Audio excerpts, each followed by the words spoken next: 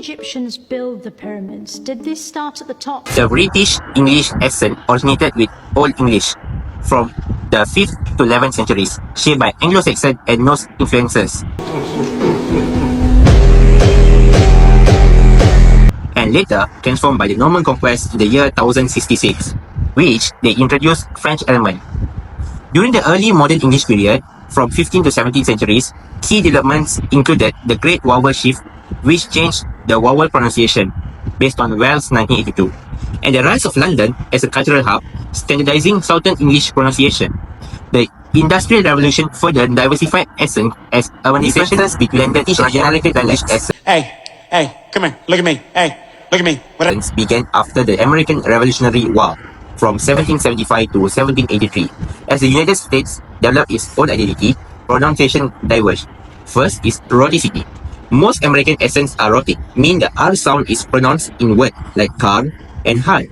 In contrast, non-rhoticity is common in Southern British English, where the R is often dropped, unless followed by a vowel, based on Wells 1982. And then there is vowel pronunciation. British English often has more rounded vowels. For example, the O in hot is pronounced differently in RP compared to general American English, based on Crystal 2003. And then there is intonation. British English tend to use a wider range of intonation patterns. British people be like, what a bottle. While American English is relatively monotone, based on Mugglestone 2003.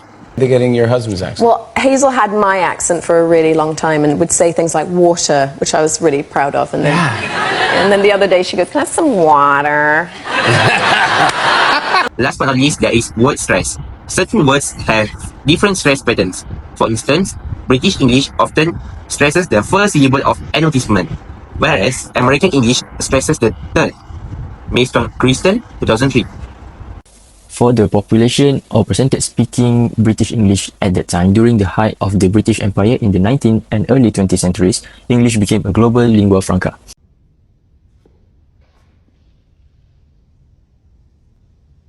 Wow. By 1900, an estimated 400 million people spoke English worldwide, primarily in the UK and its colonies. However, the specific number of speakers using the British English accent as opposed to colonial or regional variation would have been a fraction of this, concentrated within the UK population, which was around 41 million in 1900.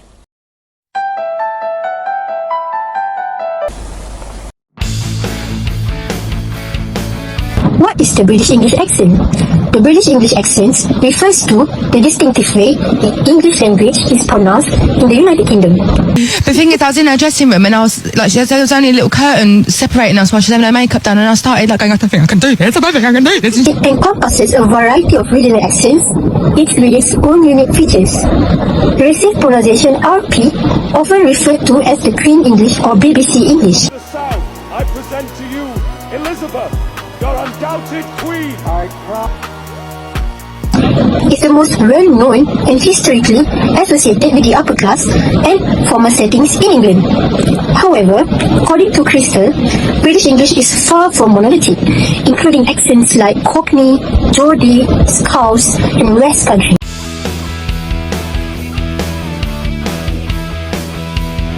Hello! So today we're going to learn about dental consonants, which are especially important as for British English accent. Okay, in British English we use two main dental consonants, which are voiceless and voiced.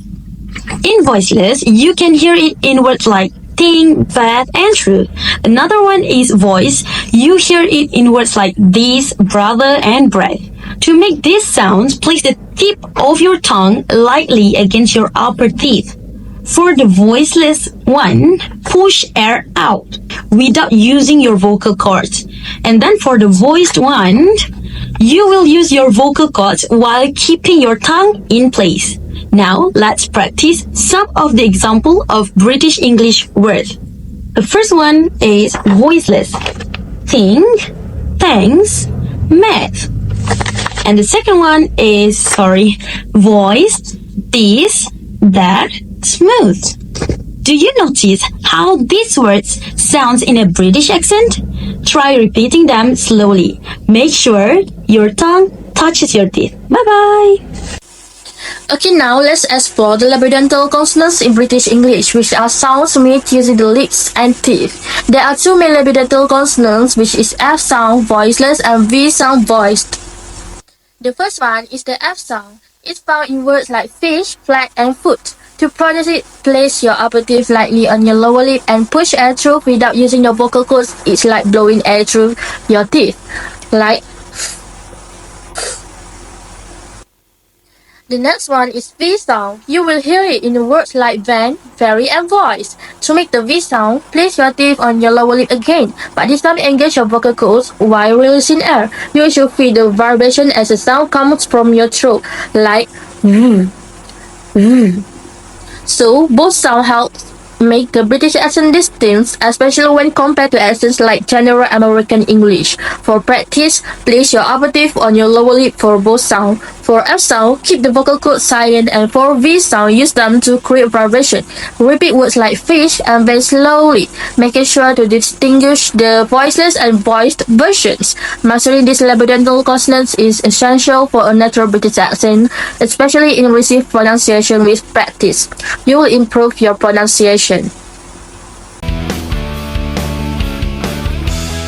Moving on, we are going to learn about the monotone in English-British accents. There are two types of monotone in the language. There are long vowels and short vowels. First, let's learn about long vowels. There are 5 of them, and let's learn how to pronounce them. The first long vowel that we are going to learn today is the long vowel E. It can be found in the pronunciation of the word sheep. You can pronounce it by putting your lip out with a B and making sure that your mouth is quite close, and make sure that your tongue is behind your lower teeth. The second long vowel is U, which can be found in the pronunciation of the word full. To pronounce it, you have to make your lips slightly rounded and make sure that your tongue is pulled backward. The next long vowel is the long vowel R. It can be seen in the pronunciation of the word far. To pronounce it, your lips need to be relaxed, your mouth has to be open, and your tongues need to be turned downwards and backwards. The fourth long vowel is O. It can be seen in the pronunciation of the word cord. To pronounce it, it is similar to the pronunciation of the long vowel U, where the lips need to be slightly rounded and the tongue needs to be pulled backward. But this time, your mouth has to be open to pronounce the long vowel. The last long vowel is the long vowel It can be found in the pronunciation of the word her.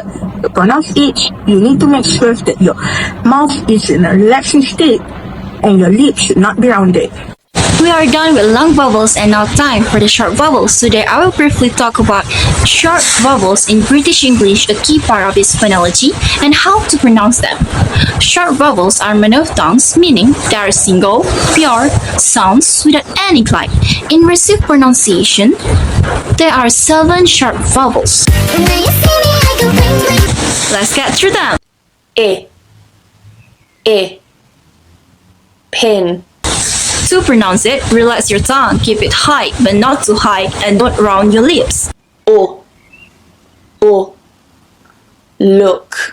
Like in look, is made by raising the back of your tongue and rounding your lips slightly. Cat. As in cat, requires opening your mouth wide with your tongue low and forward. Keep your lips unrounded. Up.